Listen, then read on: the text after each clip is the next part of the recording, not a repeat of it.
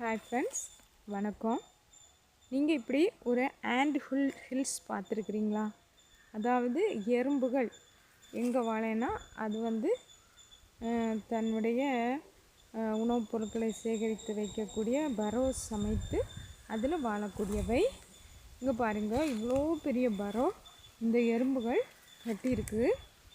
இது அவ்வளவுமே இது அப்படி வாயினால் வெளியே உமிழ்ந்த மண் குவியல்.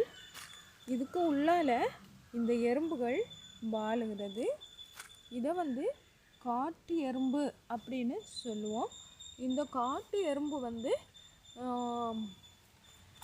நம்ம தேவையற்ற இறைந்த உடல்களை எல்லாத்தையும் என்ன செய்யணும், இது சிதைத்து அதை தன்னுடைய உணவாக எடுத்துக்கொள்ளக்கூடிய தன்மை இந்த எறும்புகளுக்கு இருக்குது.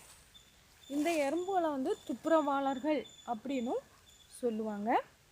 இது மண்ணின் வளத்தை மேம்படுத்துகிறது. அதாவது மண்ணில் இருக்கக்கூடிய கரிம கூட்டு பொருட்களை சிதைத்து மண்ணை என்ன செய்யுதுன்னா வளப்படுத்துகிறது அப்படின்னு சொல்கிறாங்க.